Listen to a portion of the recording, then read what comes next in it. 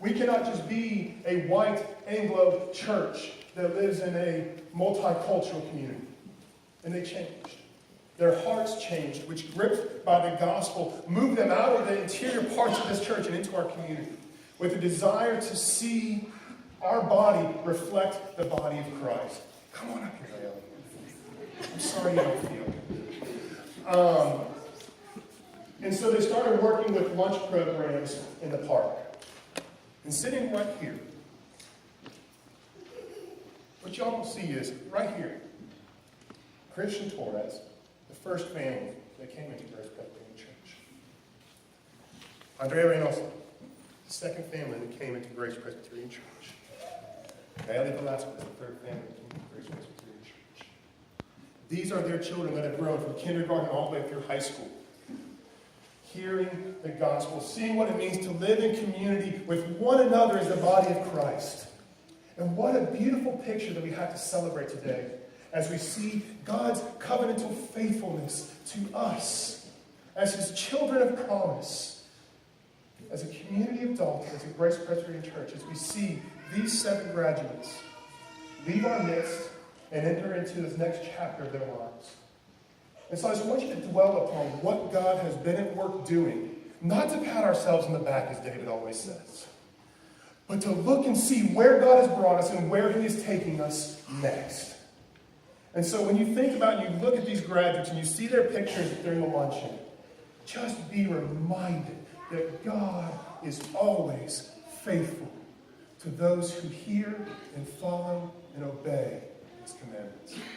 And so, graduates, it is my joy and desire to thank you for the ways that you have loved me and accepted me as your pastor, but also the ways that you have set that model for our future students, for our 6th graders through 11th graders who have watched you and imitated you for what it means to live in community with one another. Each year since I've come here, I've passed these books out to our seniors.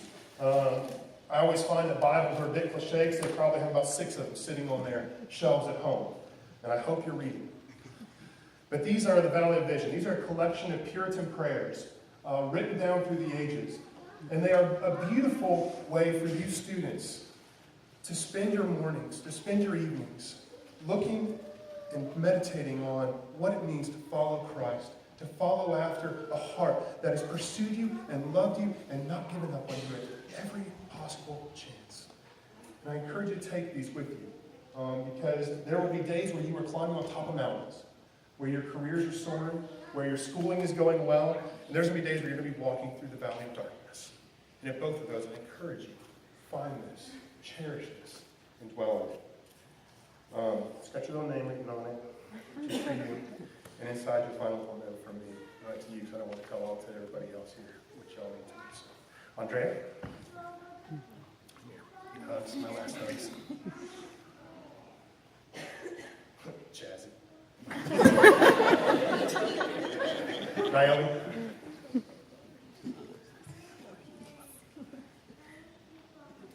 Cassie.